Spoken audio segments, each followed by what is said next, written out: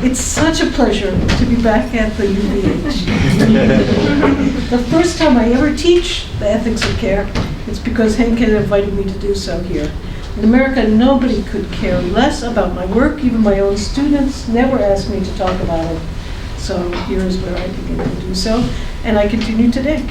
So, 3 things I will say to you. First,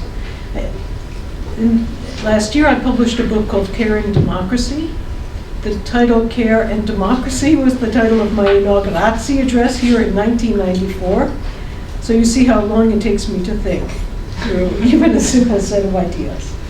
Now here are the simple ideas of that book, that argument. Care is a concept, it's not a theory. And in order to make it into a political theory, you have to place it in its own political context. Because it is equally possible to talk about care in feudal society, or care in slave society, or care in a democratic society of the present day. So what happens when we take, because and then it turns out, as I think about it, every political theory has a theory of care embedded in it, but often those theories are not very well articulated. So if we want to talk about care as a political theory of the present moment, it seems we must talk about care as a democratic theory. And it's also the case that we must think about democracy and its care dimensions. And so it works both ways. In the book that I just published, I make the claim that democracy should be redefined, in fact, as, people are going to hate this, that democracy itself is a way of allocating caring responsibilities in society, and a method by which everyone's voice about that allocation can be heard.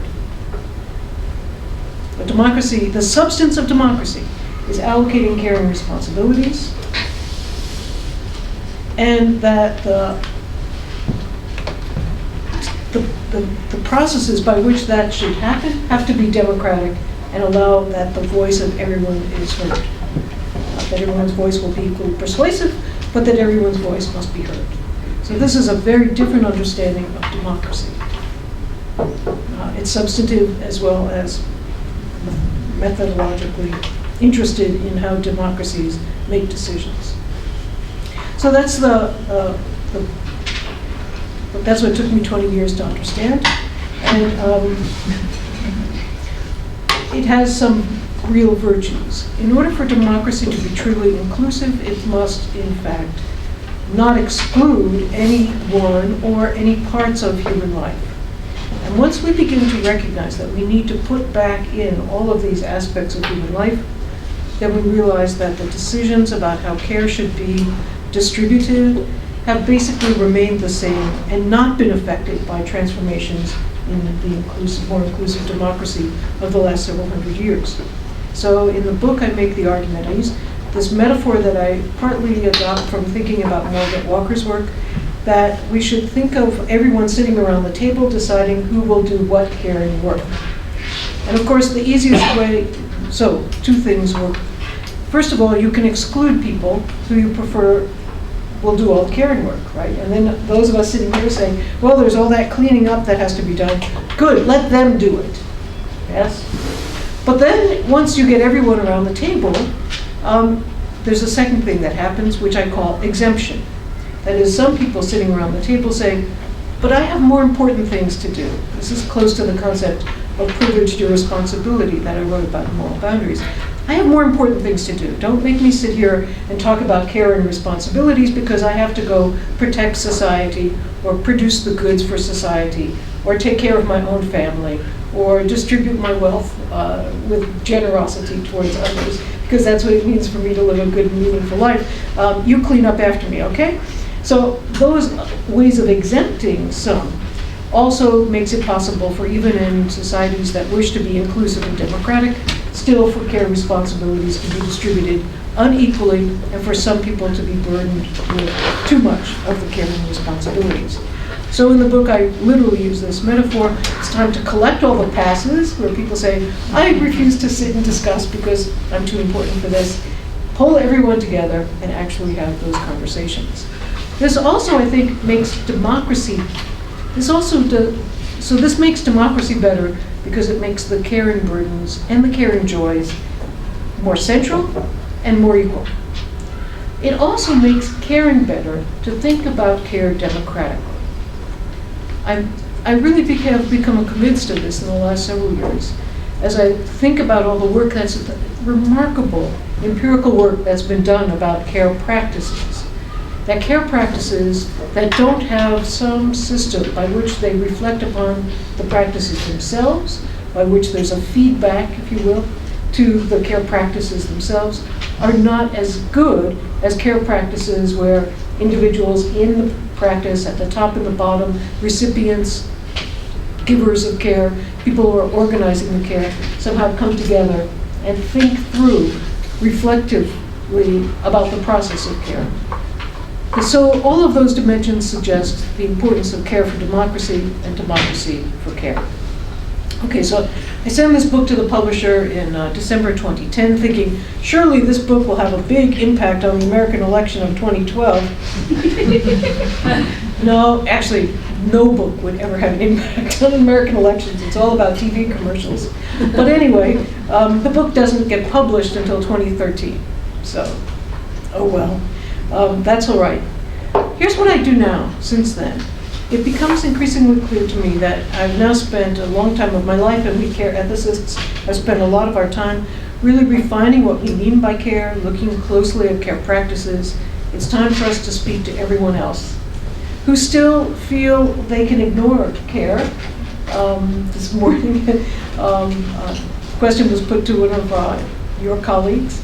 How does the care ethics relate to this deontology, utilitarian distinction you've been discussing? And they said, well, we don't know enough about care ethics to answer that question. Well, okay. Yeah, it's time for those people to know enough about care ethics to respond to the question. And so I think our next task as scholars and researchers is going to be to try to think about the relationship of care ethics to other programs of intellectual work. How does care ethics explain differently the nature of democracy than Habermasian theories of deliberation? How does it explain democracy differently from agonistic theories of democracy like those of Mouffe and Honig and so on? How does it explain differently the late modern moment from people like Ulrich Beck, who writes about a risk society? And then the piece that's nearest and dearest to my heart at the moment, how can we use care to stand as a critique of neoliberal capitalism? Because I believe it is. Neoliberal capitalism presumes, I called it in the talk I gave yesterday, market fundamentalism, presumes that the market is the most important social institution and that all other social institutions should be organized around it. But of course, the market has no way to understand care, in part because it presumes that everyone is already a rational, market-oriented, and market-capable individual. That's ridiculous. But then there's an assumption built in that what you do with the market is distribute responsibility through personal responsibility. And then if that's not enough, if you can't take care of yourself, then you'll buy whatever additional care you need on the market. So market freedom and personal responsibility are sufficient for care needs. It seems to me that's patently false, but we have to explain why it's false. And more importantly, by suggesting care as an alternative to the neoliberal paradigm, I think we can get people to stop thinking so much in this paradigm. Everywhere in the world, people are in the thrall of these ideas. They explain an awful lot about what's going on in the world today. And if we don't take them seriously, then we are just being overlooked and thought of as marginal. What I did yesterday in my lecture, so I'm always willing to make outrageous claims, is to say, care is not utopian, markets are utopian. Markets are never fully able to explain society. Karl Polanyi made this argument already in The Great Transformation in 1942, that markets grow up with regulation because the claim of market fundamentalism is so absurd on its face that it brought up resistance with it.